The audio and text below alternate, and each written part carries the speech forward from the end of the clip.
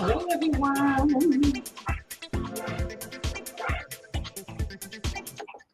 All right. Welcome back to A Queen's Roundtable Leadership Symposium.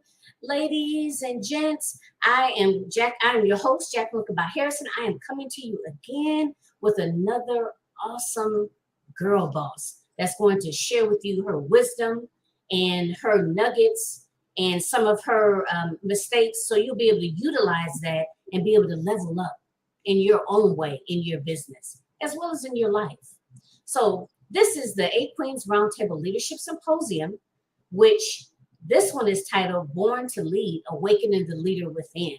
And it is specifically focusing on the innate leadership abilities that we as women have. And although they may be laying dormant, right, we want to bring them out of you. No more shrinking in the back, no more, oh, I just want to stay behind the scenes. I want you to accept that leadership hat or crown and wear it proudly and walk in your purpose. So also, I would like to share with you that I have a book anthology, Born to Lead, Awakening the Leader Within. I am so excited. That's going to be dropping next month. So please make sure you follow me at Realizing Your Potential. The number's 123, and that's on Facebook, and you can know as soon as pre-sales begin. As well as I am also the host for A Queen's Roundtable show and podcast, as well as executive channel producer for the A Queen's Roundtable channel on the Women Win Network. So if you are interested in leveling up and increasing your visibility and credibility, let me know. All right, let's get started. Yay! Okay, Miss JJ Conway, come on down. Please introduce yourself. Let us know a little bit more about you, who you serve, and how you serve them. Well, before I say all that, I just want to say, Queen, thank you for inviting me to be here. I wish somebody had done what you're doing right now 27 years ago when I went off to the Air Force Academy. I wish there was somebody who was putting together this roundtable, this Born to Lead concept specifically to encourage women of color, because I tell you what, I didn't find a whole lot of that kind of encouragement throughout my military career. And so you may see on the sign behind me, you see a lot of financial things, Conway Financial Group, Authentic Abundance. But my career has mainly been as a military leader. I went to the Air Force Academy and then retired after 23 years in the Air Force, achieving the rank of Lieutenant Colonel. And so there's definitely some learning issues there, and I take those issues with me forward into my second career. But today I'm here to talk about being an empowered technical leader and being that person who's the only one that looks like you or the only one of your gender in the room.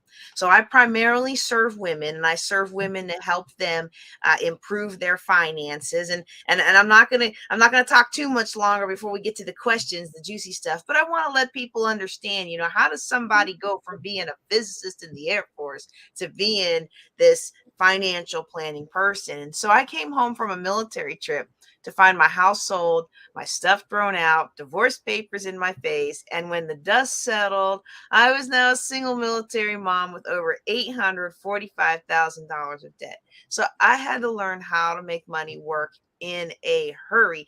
And because of my faith in ministry was so important to me, I also had to make sure whatever I did was ethical and moral. So I was able to learn some strategies to get out of that debt. And that is why I now help other women do the same.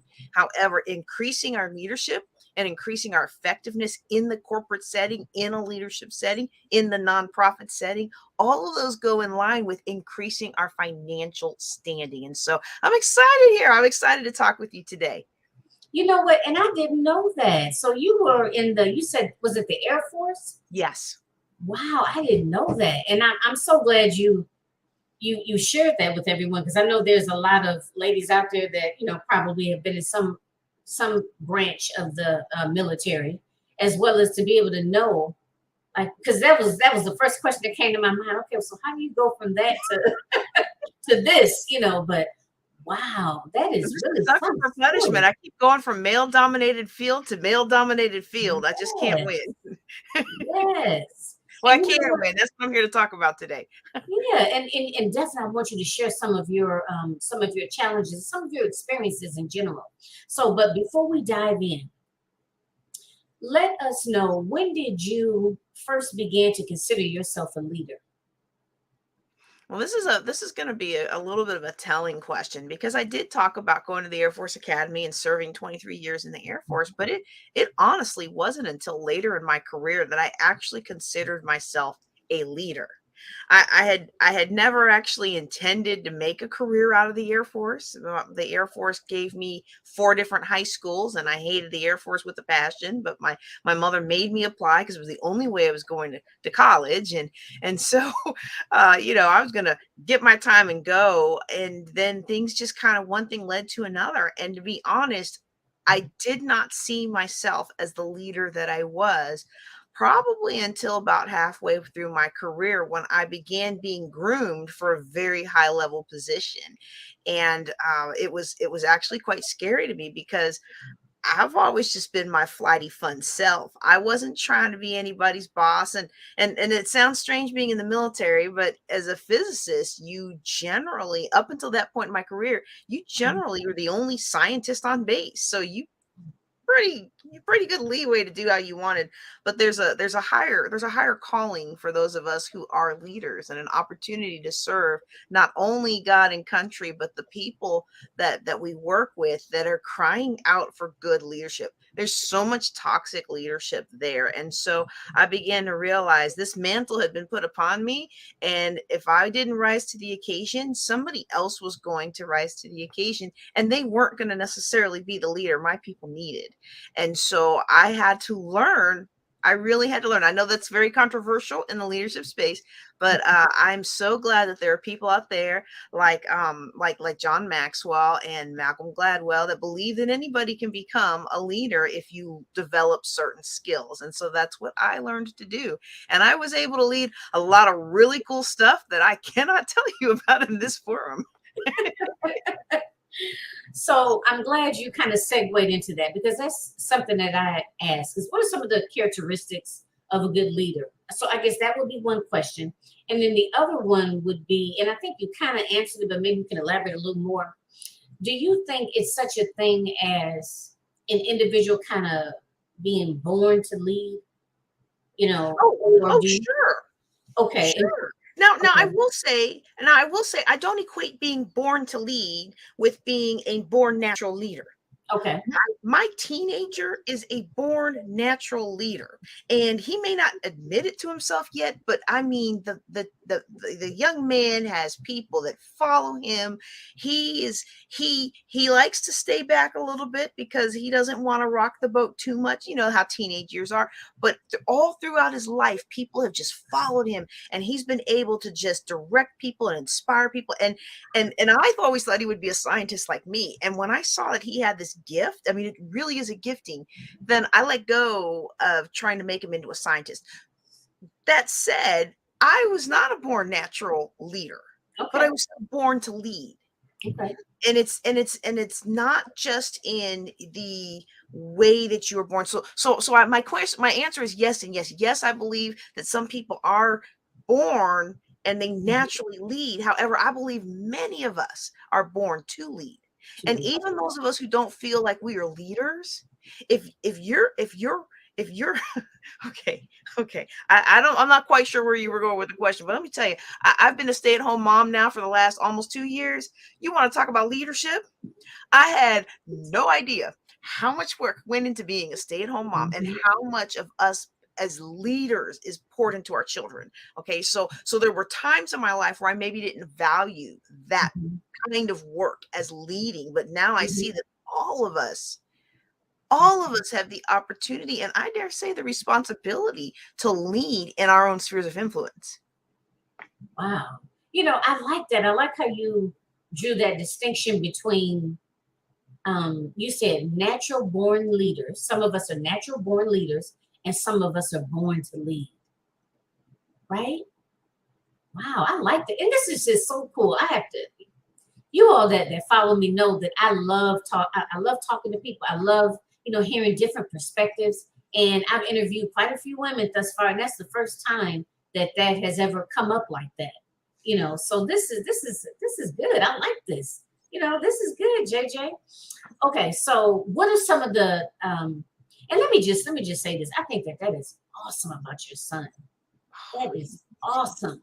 And we initially opened up with a panel, and all things leadership, and all of us women were talking, and some of the ladies said that even they remember when they were like on the playground, they would just kind of they would kind of take, I don't want to say taking over, that kind of gives a bad feel to it, right? I don't want to say taking over, but that they knew very early on that leadership ability, that they would just kind of be able to sum up a situation, and before you know it, people were following them. People were looking to them for guidance, and there's some individuals that they don't even consider themselves a leader, and that's the reason why I think it's so important to talk about this. But some women don't even consider themselves a leader. However, people in their community are looking to them. People, in their church, immediate family, even at their jobs, look to them as a leader, although they themselves don't see themselves as a leader. And then there's some ladies that are like, I knew it. I knew it from day one. So I think it's interesting that you mentioned that, because you said it was like, what, maybe halfway through your career? Right. And I mean, if you look back through life, there are a lot of things that I could say, well, I led. Okay. But I never considered myself a leader. And because I never considered myself a leader, I never took the time to develop myself into a better leader until I had a massive failure as a leader, and was like, wow, if I'm going to do this thing, I need to know how to do it right. And so, I look at people like my son, and this is a very interesting thing, especially for women, because we say a lot of times, we say, I'm a strong, independent woman. I've said that for my whole life, and I've realized now, you know what, there's strength in all shapes, sizes, and colors of women. And my son, who is, and I learned some of this from my son, and I don't know if he could hear me over in the other room, but I watch him, and it's like, he is very influential without being bossy, and without, and that's what I always thought of leadership was, until I had my own personal leadership crisis. And that's when I came across the work of people like John Maxwell and Zig Ziglar and all, and these other thought leaders. And I realized that they were right, that leadership was influence. Leadership wasn't just the rank on my shoulder. It was my ability to influence people. And I had a pretty high rank. I was in charge of a lot of stuff. At one point, I was in charge of 120 different labs that had 420 non-destructive inspection personnel, and I had absolutely no influence. Wow. And so you can have a rank, but if you don't have the leadership qualities, if you don't connect well with people, if you can't communicate the value of what you're doing to your people, and communicate the value of what they're doing to those who hold the purse strings, then you're not going to be as effective as a leader. But yes, I love that. I have a girlfriend who says, when people say her daughter's bossy, she's not bossy. She's a leader. She's a leader. No, but I wanted to bring out the experience of my son, because you don't have to be bossy to have influence. And you know what? And that, I'm glad you said that, because that kind of leads us into what you think some of the characteristics of a leader are. So one of the things is being influential, right? And what else did you list to be influential? And communication. Oh, communication, that's the one. And both of those have come up. And I like how you said that you don't necessarily have to be bossy. You know what I mean? Because I have to admit, when I typically thought of a leader, I thought of just someone just saying, do this, do that, do this, do that. But leadership is so much more than that. Absolutely. It's so much more than that, because you have to be able to motivate individuals. Like you said, you have to be able to So they'll feel like they have a stake in it, because otherwise, you know, if they feel like they don't matter or they're not important, I mean, how likely are they to, you know, give 100%? Exactly. You know, so I think that's I think that's extremely important. I'm glad you brought that up. And I was going to ask you something, but I didn't want to interrupt. So we were talking about your son and about being influential. Oh, I know. So it was a post I saw on Facebook, and it talked about some of the different terminology that has been used to describe women, right? Such as bossy, right? And I think it's so that's why I'm so glad you brought that up, that you don't necessarily have to be bossy, you know, in order to, or that's not an effective leader, someone being bossy, but sometimes those are the adjectives that are used to describe women in leadership. And I think especially African American women in leadership. You can't even have an opinion without being labeled defiant and angry. It's ridiculous. You can't even bring out the rules to your supervisor and say, well, sir, this, and this says this, and this. Oh, well, you're just angry and defiant. Like, I'm just trying to keep you out of trouble. That's my job. So, but I think sometimes as women, and I think women of color, we got a lot of things we got to deal with, and so we tend to be a little bit more tougher and a little bit more assertive anyway. Right. Women in general, you know, in the Air Force, I was with a lot of women who were, I'm here, I can do anything a man can do, I can do better, and we're gonna get it done. Now I'm retired. I live in rural Texas, and you know, I got people here who don't even look me in the eye when I ask a question. They look at my husband, because that's the status of life out here. And so I had to realize that when I start talking about being a leader, a lot of women equate that to the bossy and the poke in the eye, and you do this and you do this and you do that. However, and what that does is that pushes them away from acknowledging their leadership skill and talent. And so I think it's very important for a leader to be decisive. And I think it's very important, like we already talked about, to be able to be influential and to be able to communicate well. However, it doesn't mean that you have to go against your God-given personality. Now, we may have to dust a few things off. I have to learn how to stop talking all the time and let my team talk, and let them talk first, so they don't think, oh, we're just going to give her what she wants, right? So I had to learn how to dust a few little, you know, soften a little rough edges, but at the same time, we were created for a purpose, and God knew who he made us when he made us. So it's not to say that to be a leader you can't be feminine. However, if you're going to be a leader, please learn to be influential in the circle. Learn how to communicate the value of what you're leading, and also learn how to be decisive. And that's a struggle that many of us as women have, because for so long, women of color or not, we have been told that we can't make up our minds, that we're fickle, that we're just flighty women. And these things have been poured into us, especially if you're my age or older. They've been poured into us since birth. And it's time for us to let that go and build the consensus with the team if we need to. But when the decision comes, the leader makes the decision, doesn't pass it off, doesn't hands off, but makes the decision. You think so? You think that you do think that a lot of African American women may have difficulty making decisions? I don't think that we as a culture have difficulty making decisions. I think we have a problem as a culture being able to make decisions in a way that seem decisive, not divisive, seem decisive to the culture that we're leading, which often is not always our own culture, without appearing to be too aggressive or to appearing to be too take down. But then I also, and this is just me as a financial planner, okay, this is the financial planner side of me.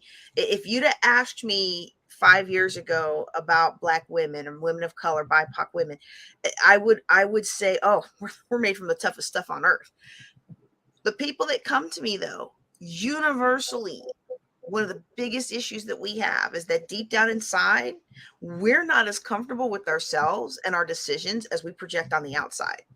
And we're so often second guessing ourselves. And some of that, in my opinion, some of that is generational and race and, you know, the whole kit and caboodle trauma that we still deal with as a culture, that we still deal with as a person. And that is outside of my pay grade. I am not an expert on those things, but I see this, that people come to me and they make the decisions, and they don't own the decisions.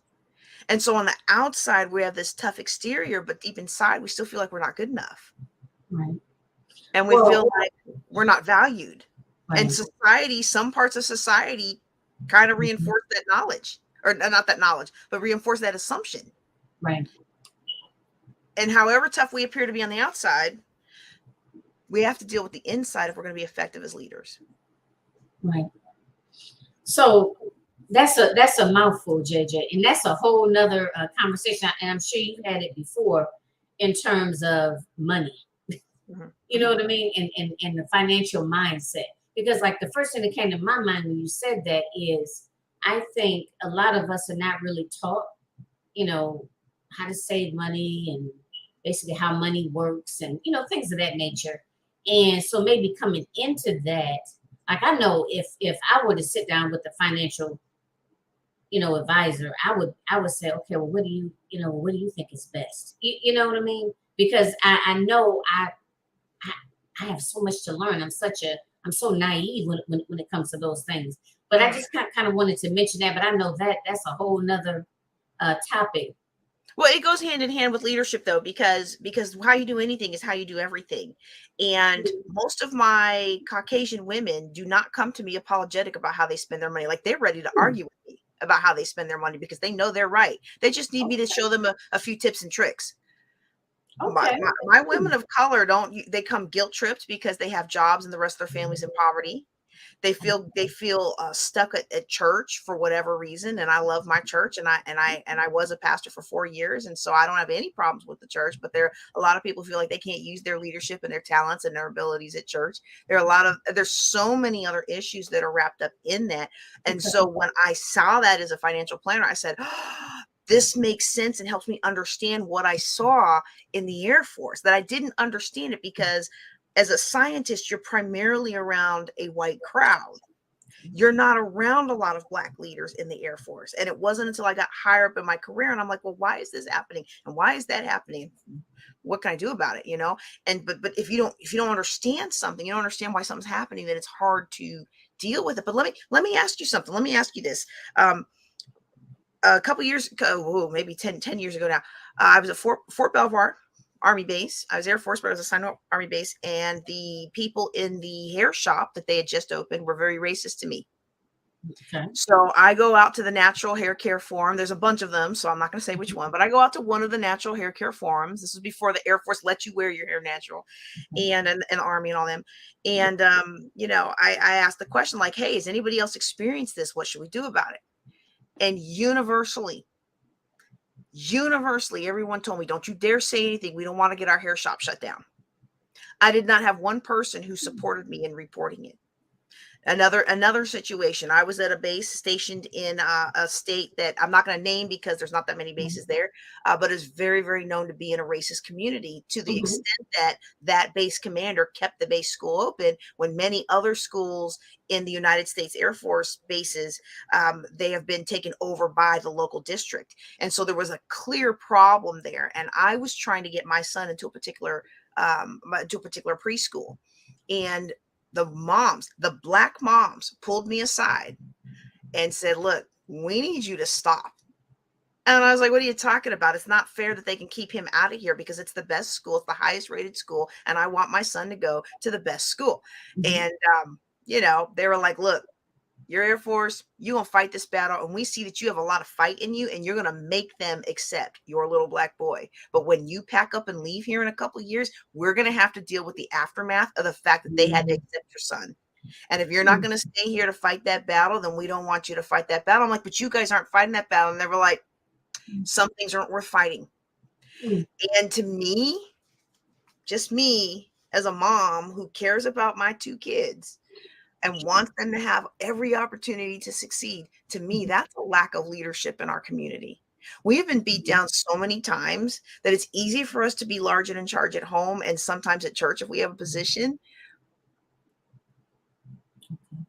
But society society has made it very difficult, in my opinion, for a Black woman to really be the leadership she's called to be. And so what do you do about that? You know, I'm gonna give you one last example, and then I know I'm probably saying something so different from what your other folks are saying, but I have the curse that a lot of times people in the room, when I'm in the room, they don't realize that I'm Black. And so it's a double-edged sword. You know, you hear what people say, you hear what decisions are made, and then you see what things play out. And so for me, that's a responsibility to try to fix some of these problems, because you know that's given to me. But there was a place that I was stationed at where I met amazing woman after amazing women who have done I mean, I could sit here for hours and tell you about these women, these Black women that was just they you know, hundreds of thousands of dollars raised to send kids to college. You know, this program that they created, this doctoral research, and I mean, just amazing things. You would never know it from looking at them. Why? Because the society that we were living in at that time, that culture around that base, if they dared let anybody know who they really were, that society would tear them down. And I learned that the hard way when I planted my flag out there and opened up my little place, and I was like, well, we're gonna do this thing. And then the population was like, no, you're not. Okay. And so I think that's why I love what you're doing, because you're equipping women with color to lead in a society that does not look at them as leaders, doesn't rear them to be leaders, doesn't train them to be leaders, doesn't train us to be leaders. And so that's why I'm so excited about this project. I'm excited about your anthology. I'm just like, I love it. I love it. You know, I should have been in it, but you know, I was. I know you're doing 1,000,001 things. I see you shining. But you know what? And you're right. No one else has brought this up. But this would be an excellent, excellent panel topic, wouldn't it? Because, you know, as I sit here and I listen to you, I agree. But I don't know that I even know exactly where to start. You know, I mean, I don't know, because you know what, it goes into, when you look around you, do you see other people that look like you? You know, like for example, in your position in the Air Force, I had some other women that were a part of Fortune 500 companies, and when they sit at the boardroom table, or whatever it's called, the conference table, they're like the only, they're the only one there. So they don't even a lot of times don't even really feel that they belong there. And from what you just, the different examples you just gave, is like people are just, I guess, just tired. They don't feel that they can make a difference, or that their opinion is going to be valued. So they just say, you know what, we're gonna pick our battles. We're just gonna sweep that one under the rug and just be okay with it. Or even not be okay with it and bear the brunt of that in our bodies and in our psyches. Yeah, that's true. That's true. And when you're the only one that looks like you at the table, if you haven't built those relationships with the people that support you, you will flounder. And I say this as someone, I've sat at the table and I've had the situation where the person who was supposed to prep me for the meeting with the big dogs didn't prep me, and then sat in the back of the meeting to watch me fail.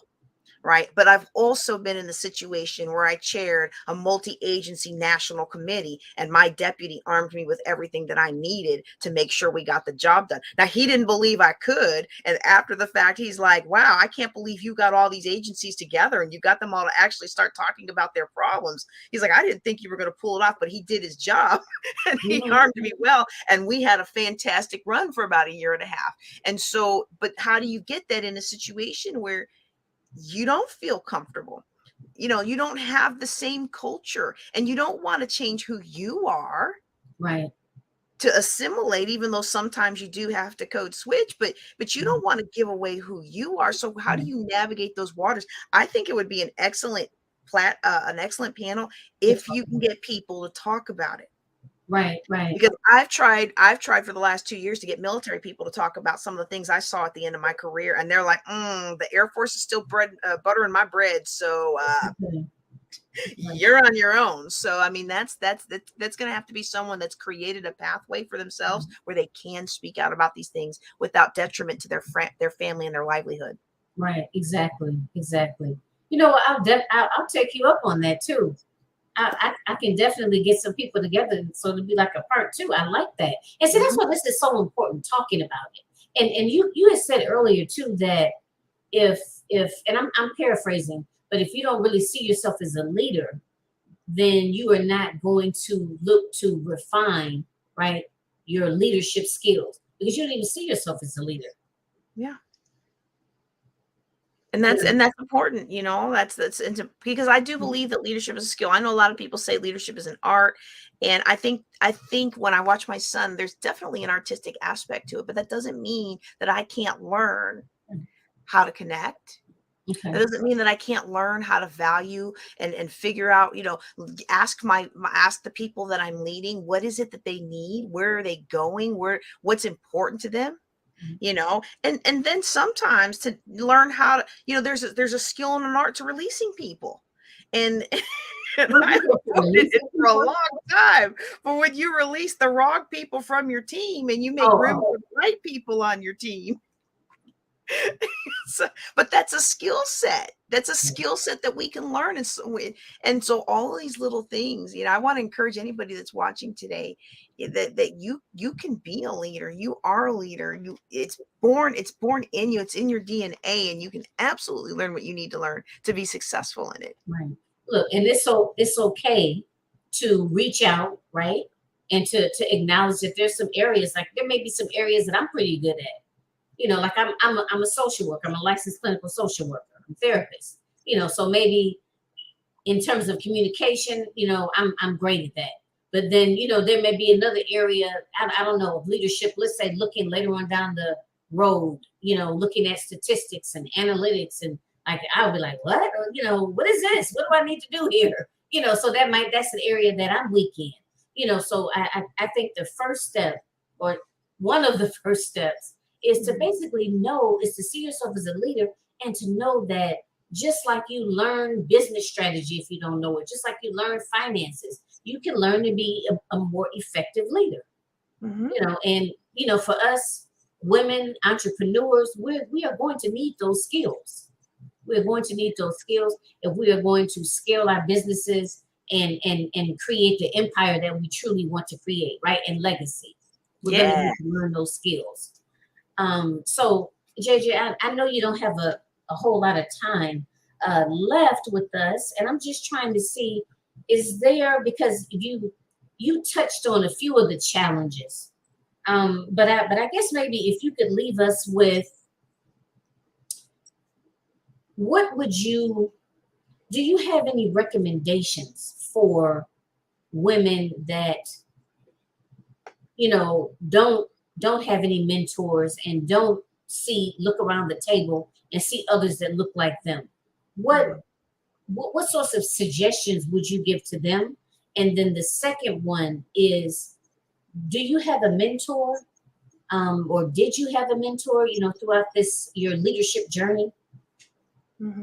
Absolutely. Well, I'll answer the second question first because that's the faster answer, and the answer is absolutely yes. I've had a multitude of mentors and continue to have a multitude of mentors.